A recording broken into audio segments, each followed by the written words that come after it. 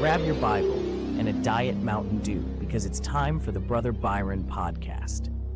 Listen in as Brother Byron brings you thought-provoking insights from his 30-plus years in the ministry.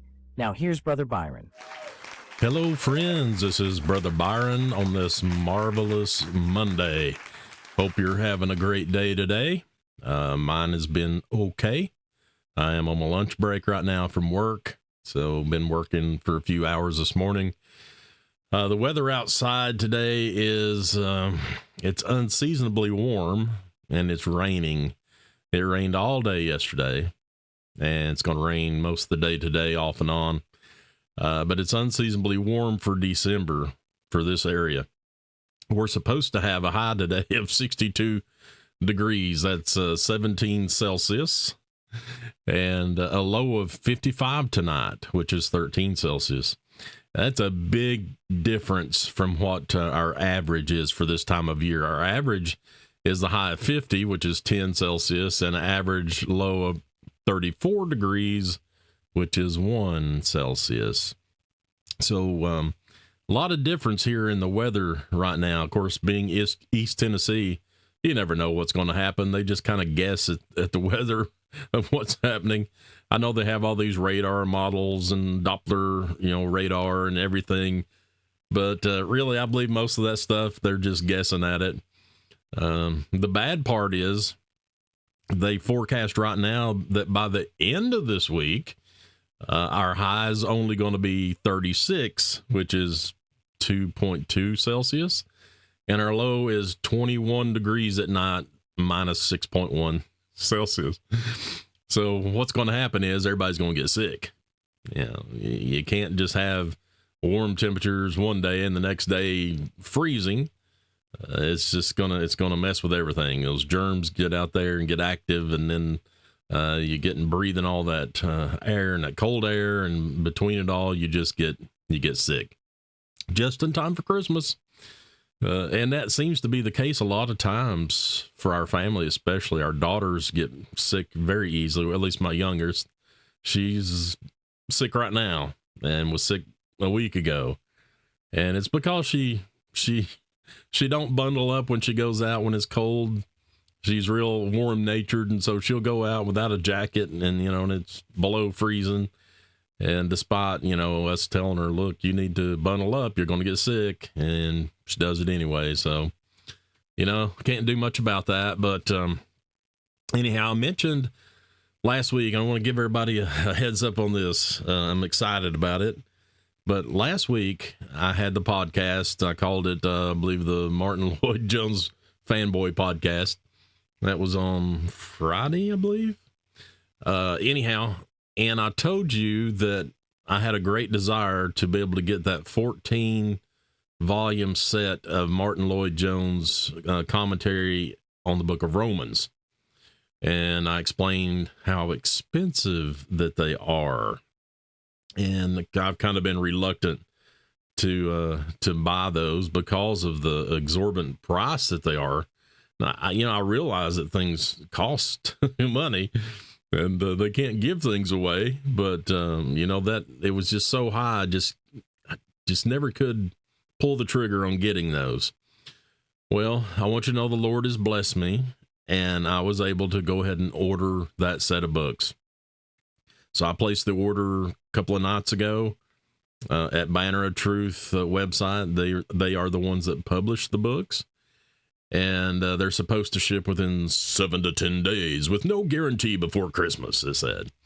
So I probably will not get them before Christmas time, boo-hoo, even though that's, it's about a week away, Christmas is. But hopefully I'll get them right after Christmas, and I'll have that time that I'm going to be off to be able to begin reading on those. But I am super excited about them. Now, I'll just be honest, it made me sick when I paid that much for those books. My dad was that way. Anytime he ever had to pay a lot of money for something, it would make him so sick. He would go lay down on the bed and almost like he's going to pass out and get sick to his stomach. And that's the way I felt when I bought those books. But it is a blessing to know that the Lord, provides. So I am thankful for that, and looking forward to that. And it's an investment. I'll use those books. I'll read them, and I'll use them during my study and preparation and sermons and everything else, and eventually one day hand them on to someone else. And so it's for the advancement of God's kingdom, and you can't go wrong that way. So excited about it. Now, church yesterday was great. We had a lot of people out because of the rain, mostly. Most of our congregation are older folks, and they don't need to be out driving in the rains like that and such. It's dangerous for them. They can't see well, and they're not like they used to be, and so it's hard for them to drive in those conditions. And not only that, but they have to watch out for their health, getting out in the wet and the different temperatures dropping and raising. So I understand, them not being able to come. I watched my mom go through that up till, she died. And it was one of the hardest things for her, knowing that she couldn't do the same things that she used to. In the time change and things it'd get dark early, and she couldn't drive, she couldn't go out, and, it was a tough time for her, and that's what a lot of our folks are going through.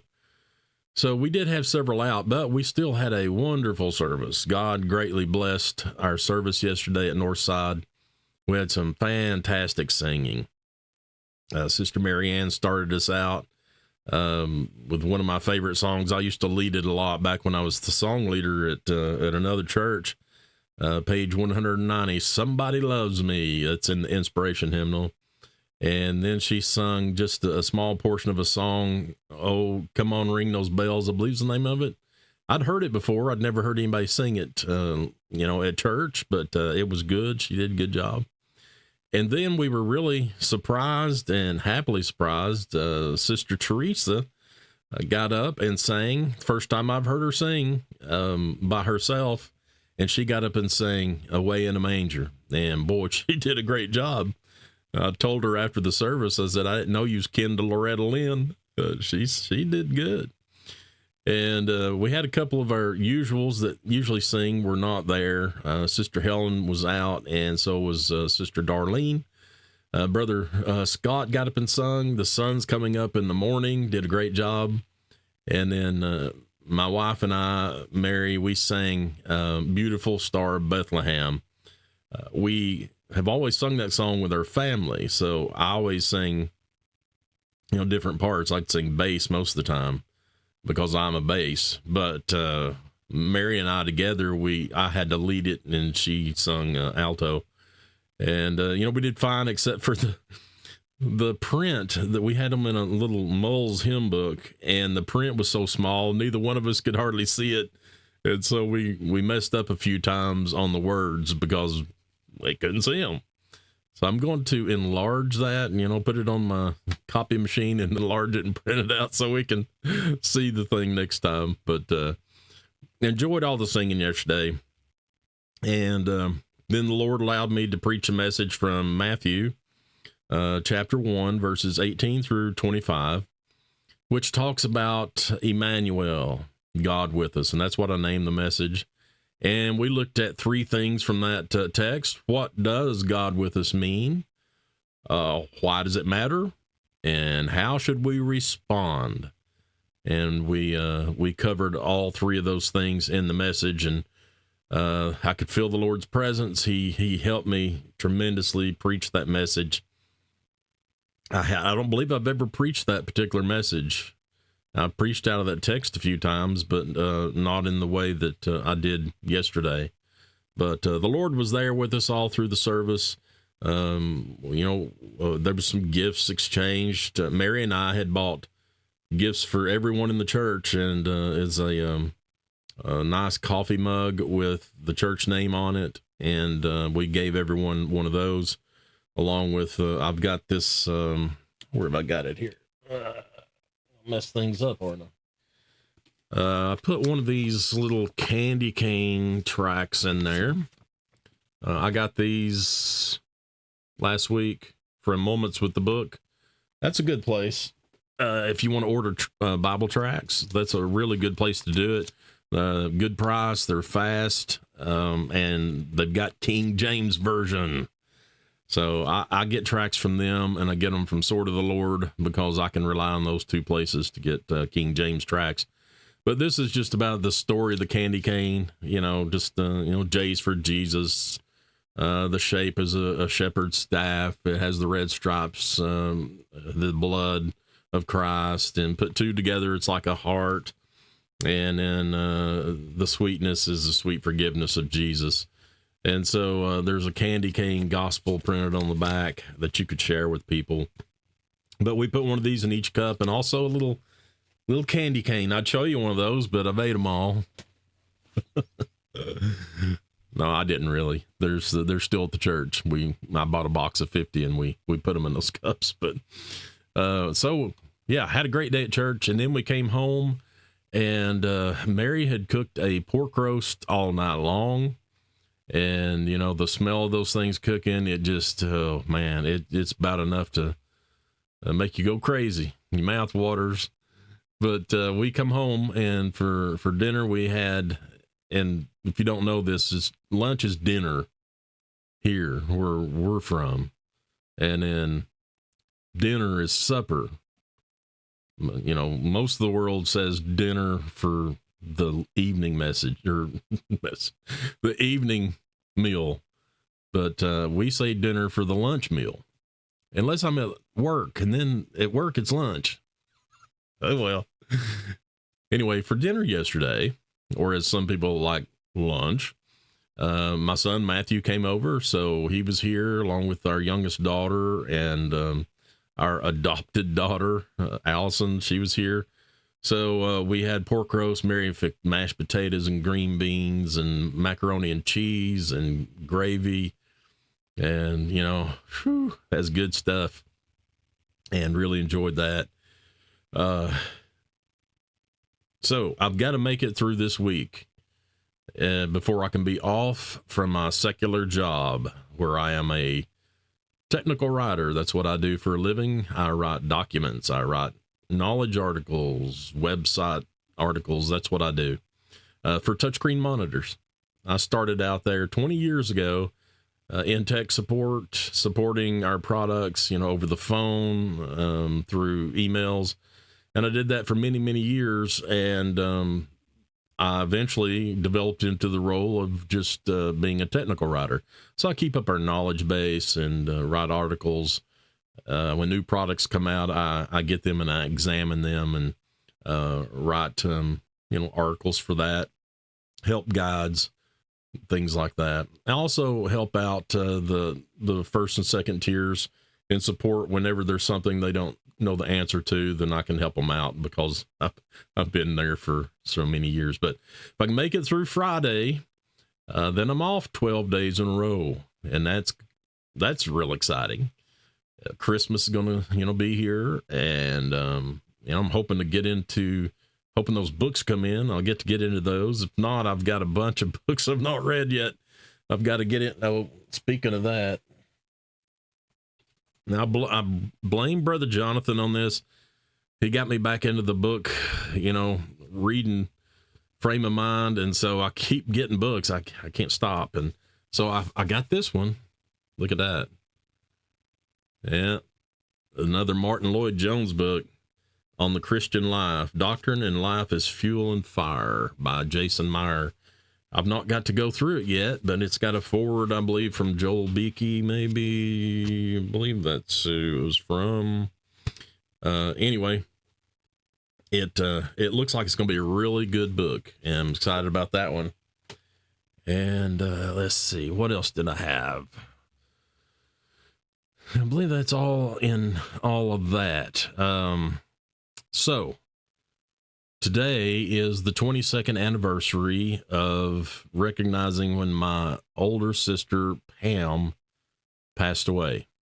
She died from leukemia on December 16th, which is today, in 2002. So 22 years ago, my big sister passed away. She was only 39 years old at the time. She spent an entire year suffering from leukemia. They did do a bone marrow transplant on her. They had a perfect match. She went to Vanderbilt, went through all that. She got that host versus graft disease when that happened, where the body rejects the things, and she was so bad off and sick and miserable. And she stayed sick for that entire year, in and out of the hospital, going for treatments. And it just, the bone marrow transplant did not work. And there was nothing else they could do for her. So Pam passed away just before Christmas, December 16th of that year. And, always this time of year, it's a sad time, but, I'm not mourning her. I know where she's at based upon her testimony. She's in heaven. So I'm not worried about that, but I do miss her. She was such a good sister, a good person, above everything. I wrote this little tribute to her this morning on my Facebook page, and let me just read it to you here. I said, in remembrance of my beloved big sister, Pamela Marie Chesney Stanifer, whom I affectionately called Pamelita Pope. That was my nickname for Pam. I wasn't thinking like a pope, like a Catholic pope, but it just rhymed. Pamelita Pope. And that's what I would call her. She called me Lord Byron, and I made my little sister call me Lord Byron. But anyway, Pam was born on April 22nd, 1963, and left this world far too soon on December 16th, 2002, at the age of 39.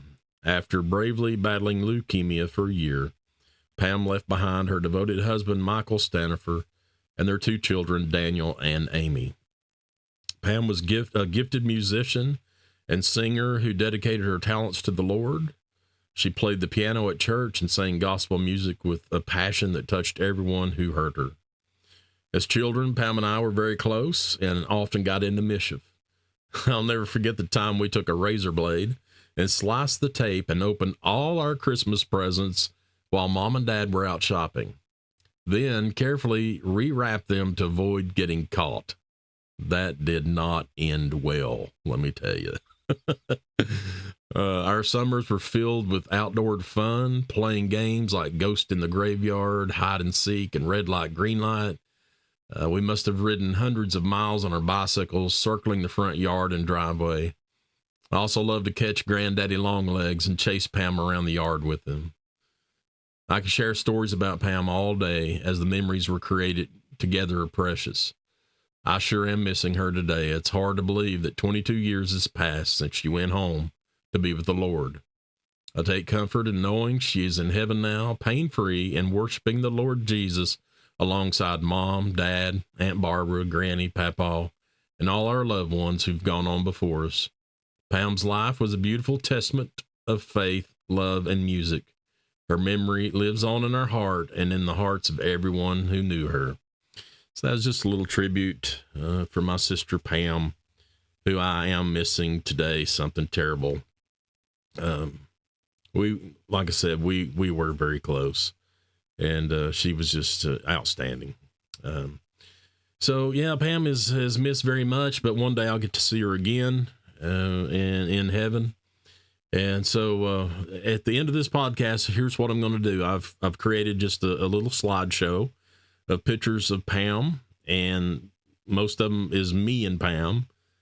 Some's got, I believe one's got my grandmother Bessie in it, and Mom is in one of them, and there's some just a Pam by herself. But I'm going to run this slideshow, and I've got her singing a song that she recorded with the New Hope Trio, where Pam is the lead on it. And we actually played this song at her funeral service, and it's called He'll Do It Again. And I think that's probably one of the best songs that I ever heard her sing. And you'll get to hear how talented she was when you hear this, her voice on this song. And so I hope this works out as I try to play this. Let me switch over here to this other camera real quick. And let me see here. I've never done this before. Here we go. Play.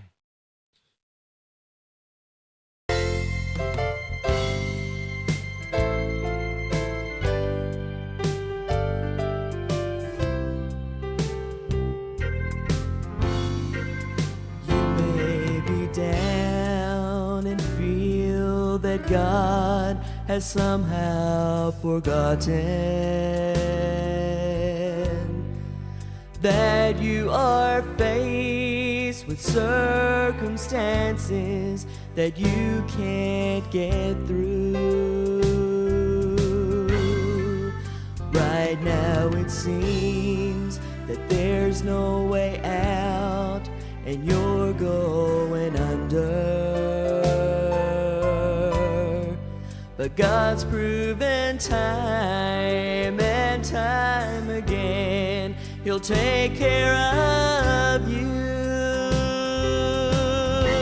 and He'll do it again. He'll do it again. He'll do it again. Just take a look at where you are now and where you've been.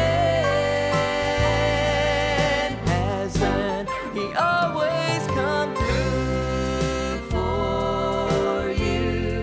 He's the same now as then. He's the same now as then. You may not know how, you may not know when, but He'll do it again. God knows the things that you're going through. He knows how you're hurting. You see, He knows your heart and that it's been broken into. But He's the God of the sun, the stars and the sea, and He is your Father. And if He can calm a storm, then He'll find a way to fix this for you. And He'll do it again. He'll do it again. He'll do it again. Just take a look at where you are now and where you've been. Hasn't He always come through for you? He's the same now as then. He's the same now as then. You may not know how, you may not know when, but He'll do it again. You may not know how, you may not know when, you may not know how, you may not know when, but He'll do it again. He'll do it again.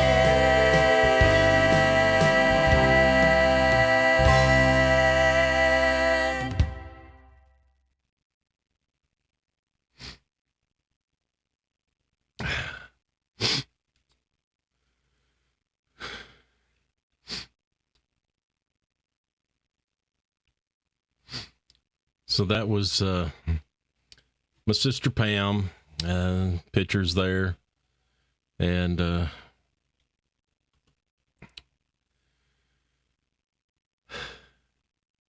you know, you need to appreciate those that you have while you have them. None of us are guaranteed our next breath. And so, you know, appreciate those you love. Well, that's all I have for today, and hope you have a good week. And until next time, this is Brother Byron, and I'm out.